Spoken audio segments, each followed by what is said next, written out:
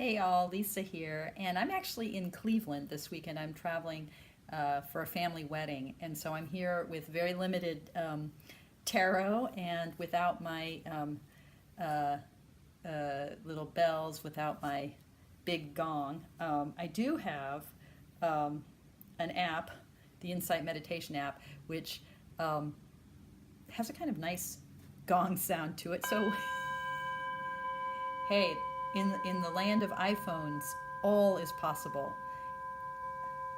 It's pretty nice, isn't it? Ooh, and it reflects the. Look at that.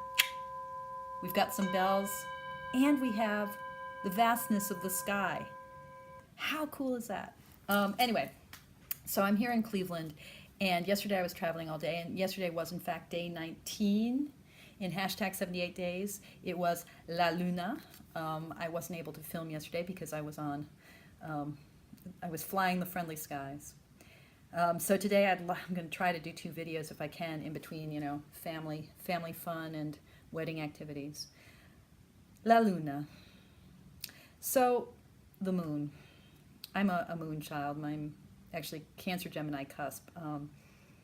So I probably should understand this card better than I do. But let's dive into it.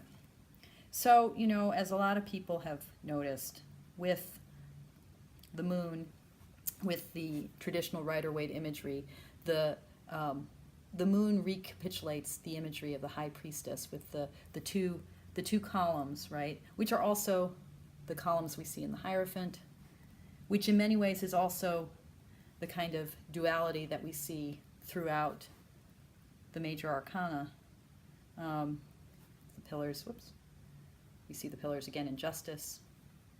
A lot of this kind of two-ness and a central figure between two posts, and we get those two pillars again here.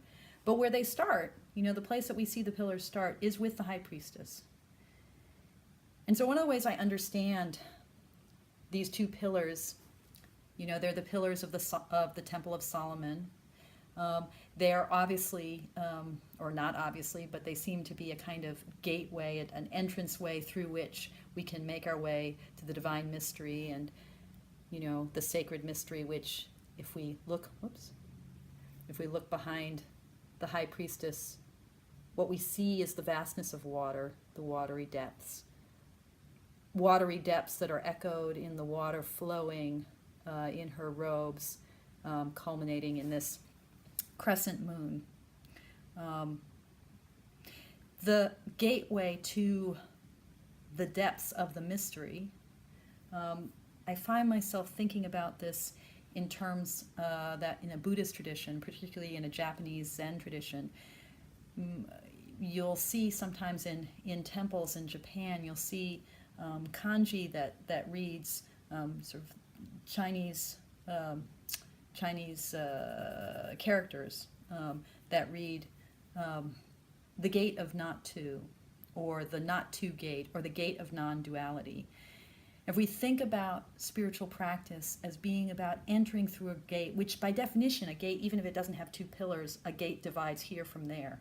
But if we think about what it means to enter a gate of not two, to pass through something that is passing through duality, since our human minds are always from the very start of our identity as selves, are always about dividing self from other, me from world, here from there, this from that.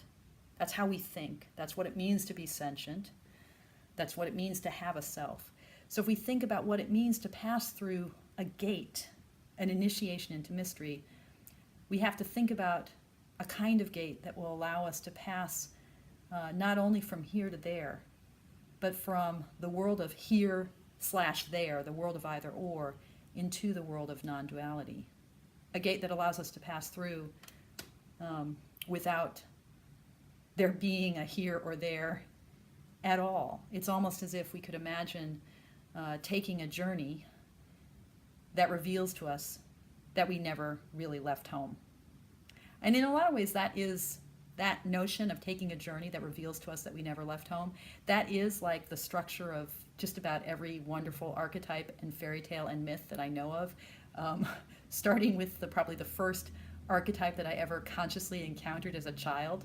I'm talking, of course, of the Wizard of Oz.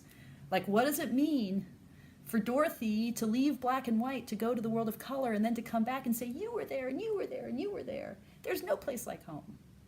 That's the journey of the tarot, that we pass through a gate that divides here from there. We take a journey that takes us somewhere, only to reveal that we are just where we started.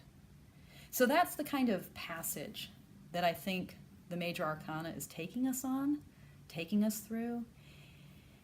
And I think that the moon is central to that passage, because the moon is the card that invites us to go somewhere without going anywhere, that invites us to dive right into the heart of our intuition, into the watery depths. And no deck, I think, articulates that as much or as creepily as Patrick Valence says. This is from the Trionfi della Luna. I don't own the Deviant Moon deck. I'm sort of holding it in reserve. It's one of those decks that I think that will be very important to me, and I haven't purchased yet because I'm waiting for the moment when I'm ready to dive into it, which is itself kind of interesting.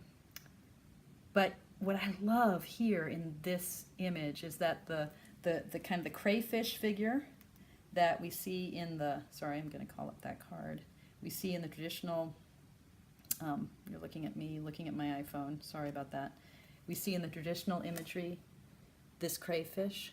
You know, this is now, like, you can tell he's got the lobster claws here. This is the being of the depths. This is our own, I mean, this card is saying, hey, go into those waters.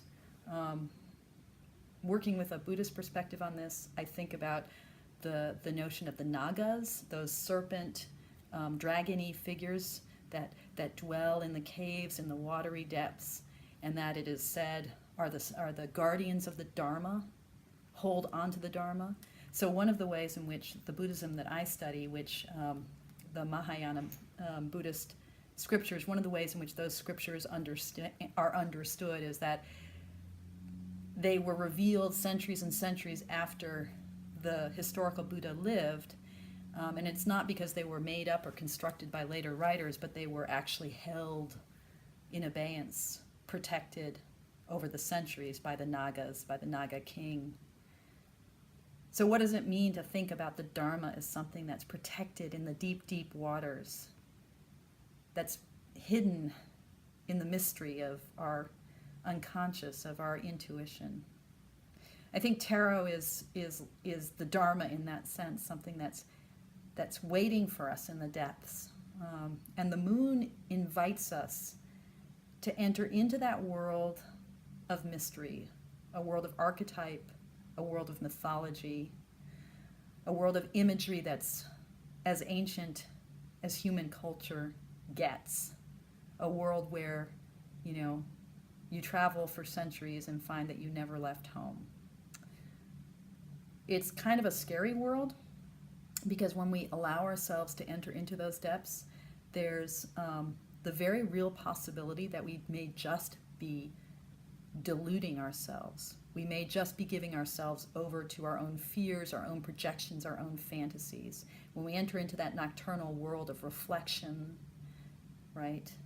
Like the world where the light that we see is the reflected light of the moon and not the light of the sun. When we enter into that world of mystery, we enter into the very possibility of complete delusion, because there is no way to measure this experience against that experience and to be like the figure of justice who balances out so neatly dualism